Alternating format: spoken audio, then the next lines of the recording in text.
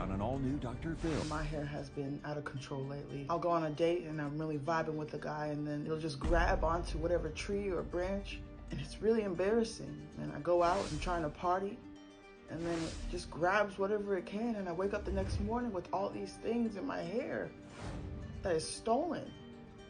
I just don't know what to do. Miss Afro, why are you stealing? Hey, look, Phil, I got your watch too. There you go.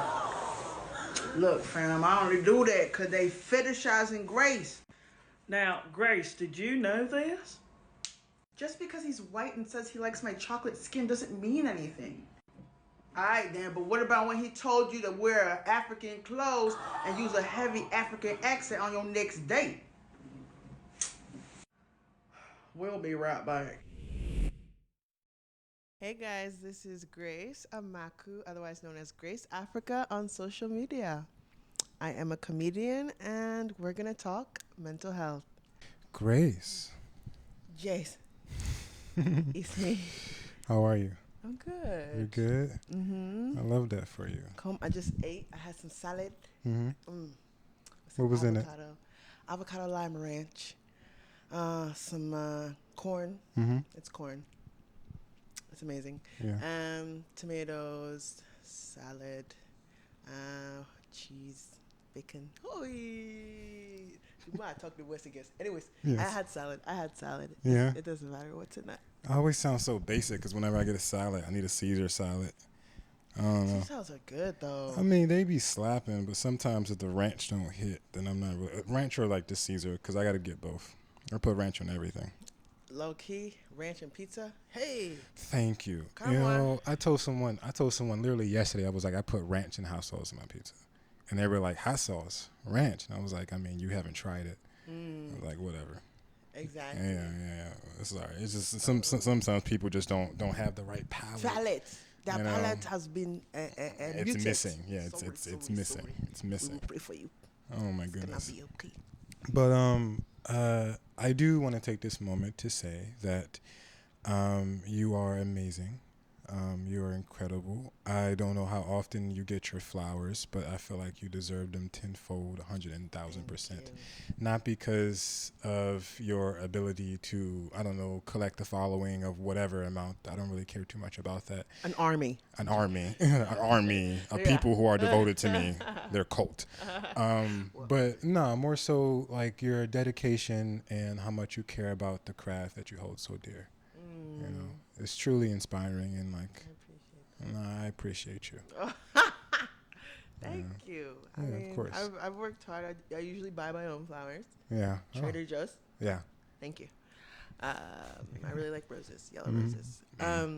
But I feel like people misunderstand creators. How so? Oh my goodness. I feel like because of what we do and we don't work a 9 to 5, like that we should already just like be grateful for like the position we're in. And I don't know, even if it's hard work, like it doesn't amount to the work of a 9 to 5. I've lived both lives. I'm actually gonna start working as a nurse again just because I like working as a nurse, but like both of them have their own like stressors. And in a world where like discipline is not really a thing, like not working a 9 to 5, what is your motivation? You better know yourself. Absolutely. I find it interesting that people decide to not have much respect for the things that we do. It doesn't make much sense to me because it's one thing to get a 9 to 5. And again, there's no crapping on having a 9 to 5 because do your thing, boo. But it's more so like you have to have faith in yourself when you decide to quit that job. 100%. You know, you having faith in yourself. Like you can have faith in other people because you can see them. You're like, oh, I can see how much you're doing, but it's like it's really hard to see yourself. You know, to be like, honestly, I feel like you're good at that thing. You can make it. You can make it every day when you wake up. I can make it. I can make it. And there's a lot of days where you feel like you can't make it, and to still do that is a lot. It's like walking out on a tightrope, kind of. And not even knowing where the tightrope ends. Because it never ends. Honestly. Yeah, it never ends. When you work a 9 to 5, you can get a promotion. 100%. You know, yeah. and all right, you can It's like become stairs. manager, regional manager, you can whatever type thing. But when you're a creator, it's like it's hard to measure a certain level of success. Especially when you get to the point where you're at, when you have a bunch of individuals consistently watching you and expecting you to create content all the time. How do you get better than the last video that you posted? And you see, I personally, my relationship with my followers is a very loose one. And a lot of people are like, you should work harder on, like, especially my mom. Even, my goodness, she watches all my videos. Shout out to moms. Shout out to moms. And she'll be like, you need to have a better relationship with my followers. But I don't want a relationship where my followers are glued to their phones. So I'm not that, like, the relationship that I will work on growing is one that is like, meet me at this comedy show. Like, I'm in your city. Like, meet me at this comedy bar, comedy club. Outside. We outside, because it's because just being on social media, like, it's not an effective way of having that. What is it? It's intimacy, a hormone. connection. Yeah. Dopamine. Dopamine, yes. Yeah, it's not effective for me. So, like, I don't want my followers, like, glued on my every move. Every move, yeah. So I'm not going to manipulate like that. Because I'm sure it would feel a lot better, and it would garner a lot more level of, like, intimacy and respect, where, like you said, if I'm in your city at a comedy show, come see me. You know, come laugh with me, come joke with me. Yeah, community versus, joking on your phone and then you swipe up. And then now I'm gone until you happen to come past my video again. Yeah. You know, it's so crazy how, like, there's so much, like, detachment from reality, where you can see one person for a second, have a moment with the person on the phone, and then the next moment you're having a moment with someone else that isn't there either. It's and then scary. When you go outside, you can't have a moment with anybody, because it's like you're so used to having it on the phone. On the phone, yeah. It's different. Yeah. It's very different. It's scary. It's scary. It's the reason why, like, I've been telling a lot of my friends that we need to be outside more. I'm not even saying outside as in, like, parties. Oh, sorry. That's what because I be. My bad. Oh, sorry. No. Parties are lovely, because it's like you're having a shared experience of, like, excitement with everyone. But once you leave those parties, those experiences with that person dissipates. You know, when you just meet someone, unless you're like, oh my goodness, come meet me here, let's go do this again. So which in LA, Lord have mercy. You don't want to do that. Not at all. You know, I mean, like, the intimacy where, like, we all collectively go do things together that have, and I know this can be hard sometimes, go do things together that doesn't immediately involve alcohol, or doesn't immediately involve being under the influence, where, like, we can sit here and have a conversation and I'm really sober and I'm enjoying the fact that you're here. I wish I wasn't. I'm joking. Hey, I wasn't joking. I wasn't joking. I ran out of weed this morning. I'm going through it. So it's all right. But no, yeah, generally, I'm just, because it's like you can do your drinking, whatever, but I'm saying, like, the objective of going to that place isn't the fact to drink. You know, because when you go out, it's like, oh yeah, I'm gonna get turned. I'm gonna get some, like, lick in me. I'm gonna get some tequila. You know. Yeah. It's insane, because it's like alcohol itself. I see it, like, at every single event, and so, like, working as a creator, like, I'm literally working this event, so, like, I'm to drink to a point where I'm loose, but, like, not drink too much, because then your reputation is ruined. So it's like it's very hard to not drink in those situations, because everyone's like, is that water? What are you drinking, water? What's wrong with you? What are you, 12? That's interesting. Like, the peer pressure is still at their big age. Is still very, very alive. Do you ever find yourself filled with I mean, I don't know if you still do, because you've been doing this for a pretty decent amount of time. Do you ever find yourself, like, struck with anxiety before you go to those public events? Not necessarily, unless there's someone that I just feel like there's a lot of burned bridges with like creators, because, like, you don't know what people's motives are when they try and become your friend. And so, yeah, it's just very easy to burn bridges because a lot of people can be your friend for clout, and you're not giving them that clout anymore. Like, you're not what's the the use new for trending thing anymore. So they move on to the next trending thing, and you're like, how do you, what is, how do you, anyway. So that's where anxiety, because I'm not the type of person, and I know the society is very much block, delete, cut off, ghost, da da da. I'm not that. I'm not built for that. Yeah. And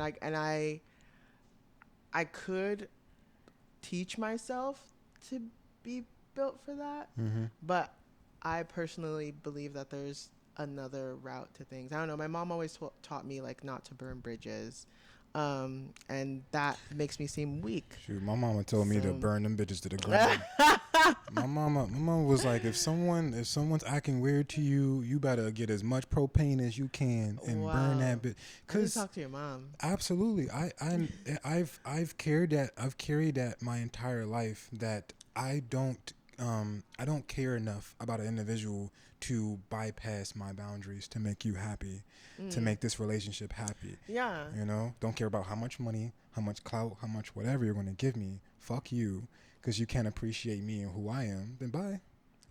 I get that. Yeah. And so, like, it's a mix of both. So, like, if, fool me once, can't be fooled again. So it's like, you fooled me once, but like, I still wish the best for you. Oh, absolutely. Yeah. And I will see, like, if you've changed, and will be open to, like, continuing being your friend. But other than that, I feel like most people are just like, no thought, no nothing. And it's easier, but I just am not built like that. No, I mean, from the idea of, like, when something happens and you acknowledge that thing happened, and you're like, okay, that's weird, you know, on both ends, because sometimes you're in the wrong too, you know? Yeah. And I feel like, you know, it takes people time to grow and become whatever version of themselves that they're on a path to becoming, and so are you. So if I get into altercation with someone, well, I normally don't, because I normally, like, you know, we have a conversation or something happens, I'm like, all right, cool. I acknowledge the fact that we are currently not at the same mental level to properly have this relationship work well. Yeah. So I'm not going to hold on to this, because when I hold on to it, that bridge will be dust.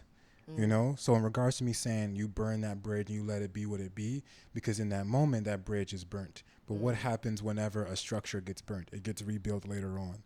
But for a long time, it's just rubbish, you know? It's just rubbish. But then it takes a while after you, like, develop and you get to where you need to be. It'll be fine if it needs to be.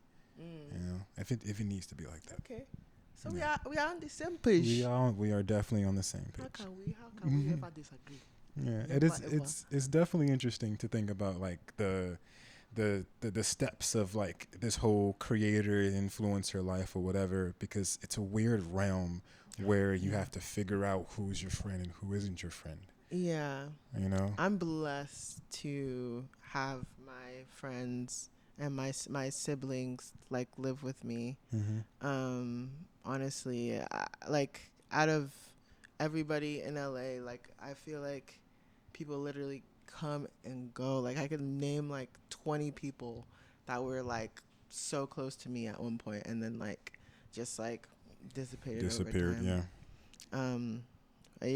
Having this community, like, here, and having them as roommates makes it so much easier for me that I'm not looking for validation outside of the house or for so, and thankfully Elsa's a creator too, so it's perfect, honestly.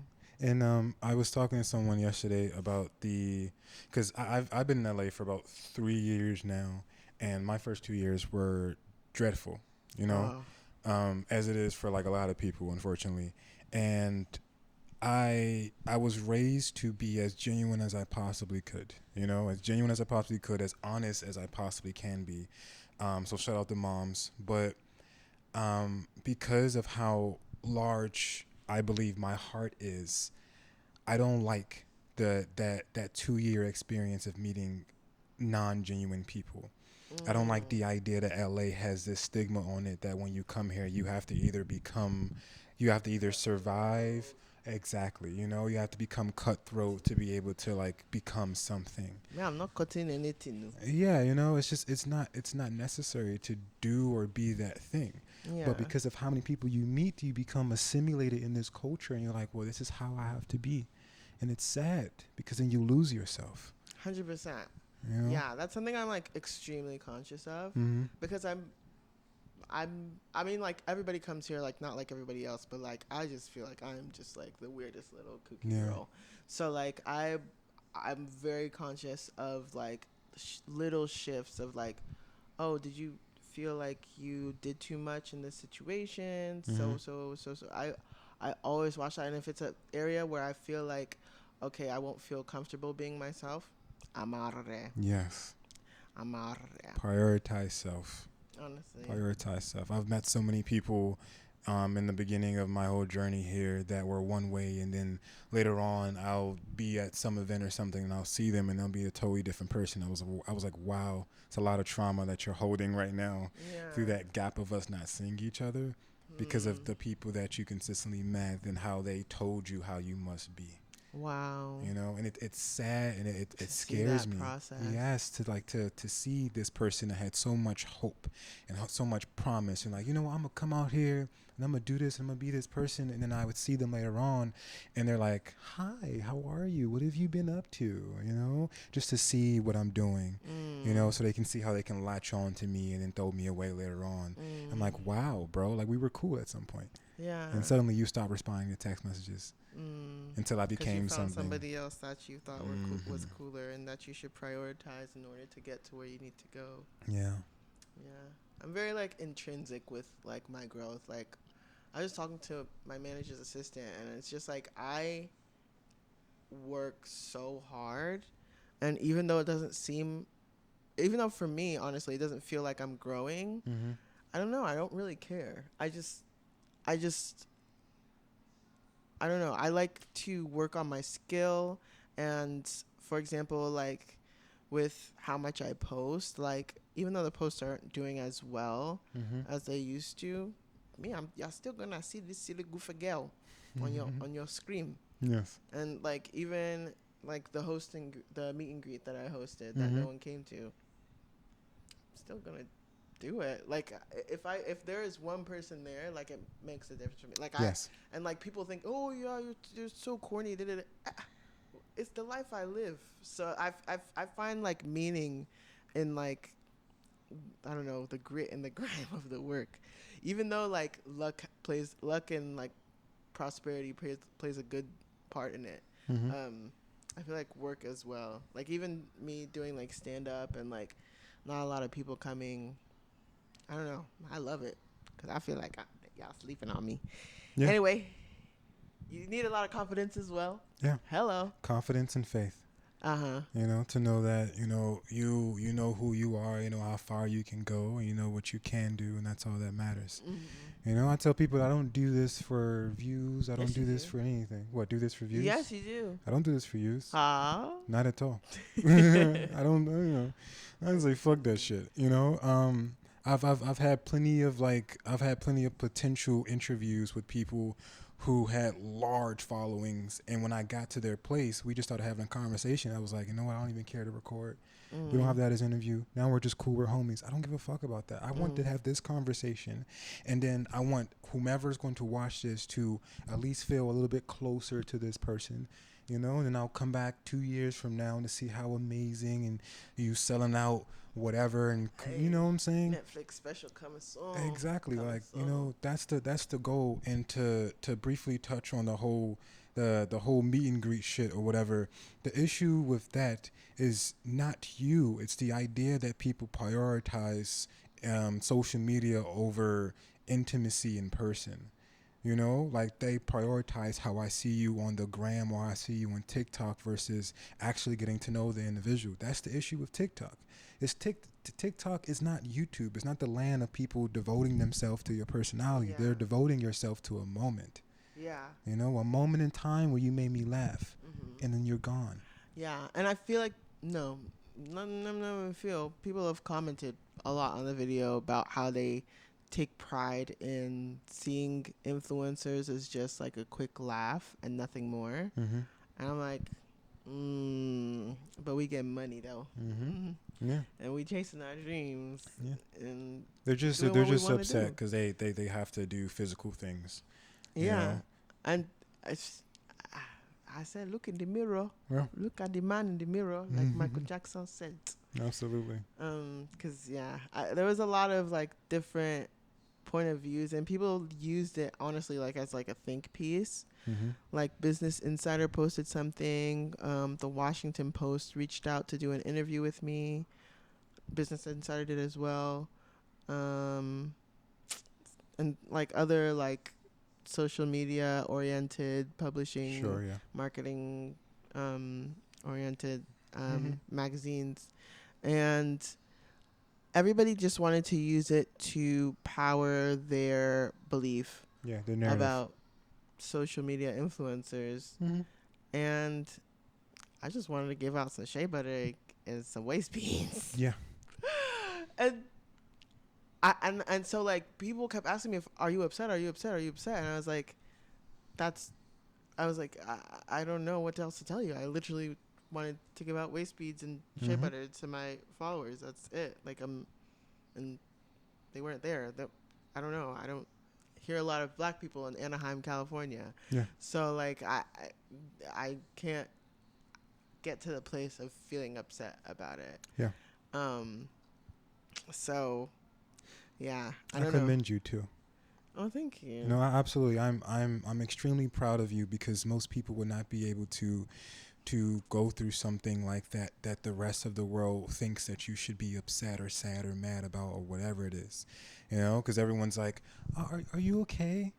Like you're a fucking bird or something with your with your wing cracked or something. It's like, okay, that was a moment in time. It was a moment in time. It was a moment in time. The rest of my life is still ongoing. 100%. It's fine. And like I said, it's the fact that people prioritize moments on the internet versus actually having intimate connections with others. And I'm working on stuff so that people can actually sit here and be in front of you and have intimate connections and just exist around you, have these type of conversations. I shouldn't have to be recording on fucking YouTube for people to care that much, about like how you are. I shouldn't have to do that. I don't want to do that, but like I find myself having to go through these outlets so that others can actually see the fact that like you're a real person. And that just because you influence others don't mean that, you're literally just trying to live out your dream to be a goddamn comedian, to make people laugh, to share moments with others. Yeah. And honestly, and so that's another thing, like whether or not you believe in me, I believe in myself. So that's what like supersedes those thoughts. Also, I'm a daughter of the Most High God. Of course. So it's kind of hard for me to bring myself to worry about someone else's judgment when the only judgment that matters is the one that sees all, right? That's what Tupac said. Yeah, of course. And whether he's alive or not, he's probably watching us. He's watching it right now. He liked my video. Oh, you did? Yeah. That's tough. Me and Tupac don't really talk no more. Oh, dang. Yeah, it's all right. It's okay. Well, no, yeah, I'm very proud and blessed to be in your presence. Again, not because of anything that you've done. I value determination. I value passion over everything. I say this in pretty much every single one of my videos because I only reach out to people that I admire because of their passion. Don't really give a fuck about anything else. I just care about the fact that you do something with all of your heart. That's all I care about. So like, yeah, you are definitely appreciated, and you deserve all the praise in the world, regardless of what comes tomorrow, what comes in a few years, whatever it is. You know exactly where you're gonna go. 100%. You know how important you are. You know how talented you are. You know what you want to do, and I know you're gonna kill it at being a goddamn nurse too. Hello, saving lives in multiple ways. I miss it so much, and it grounded me as well. So, and I like to have that duality about me. I mean, it grounds me. And I love kids. I've worked with kids like my whole life. So like, having to quit, honestly, was not my plan. Yeah. Because at the moment when I quit, I was already making more money off of social media than I was as working as a nurse. Mm-hmm. But I continued working as a nurse because of how it made me feel. Yeah. And yeah, they were apprehensive about social media, TikTok. They thought I was filming everybody. I was like, you guys don't even have a TikTok? And just send me a video, please. Right. But it didn't matter. It's just the fear of the unknown, honestly. Saving lives through laughter and saving lives literally. You're the GOAT.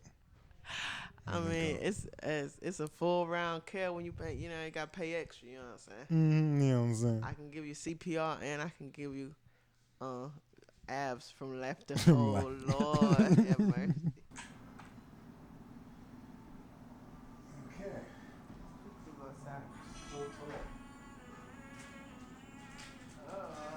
Must be nice. What, you getting tall? Sometimes. White people think I'm very intimidating. Scary. Yeah. Black man, 60, gorgeous. Okay, come on, tell the truth. Okay, so we are gonna do the footwork. Okay. Easy footwork. It's a 1, 2, 3 step. So up. Up. And then up. Side. Up the other foot side or? Yes. Okay, so. Wait, I still want to do it. Okay, we'll do that one. Okay, so yeah. Step. Back. Step. And then the other leg. Step. Back. Step. Oh, step with this one? Okay. So right, left, right. Left, right, left. Okay. Right, left. That's a slow one. I'm scared to go faster. No, it's okay. And put your leg out. So it's kind of like a house circle. Oh, okay. So let's go up Up. and up. Back in and up and up. So. Oh, sorry, what you said. I can bounce this one. You gotta freestyle. You're in pain, your chest, the bills, the taxes, the everything, the exes.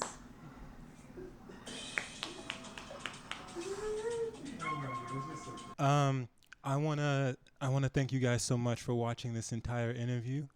This has been a conversation with Grace. She is so wonderful. She's so lovely. One of the best personalities I've ever met in my entire life. You know, I can stamp that on my life. I mean, you were able to get me to do something with my feet, you know. Yeah. But yeah, I want you guys to remember that you can do anything you set your mind to. You are enough. You are adequate. You are beautiful. You are brilliant. All those good things that those gurus be telling you, but I actually do mean it. But yeah, peace, love, and happiness. It's mercy. Peace, love, and mercy. Mercy. No, it's okay. No one ever gets it because I'm not that important.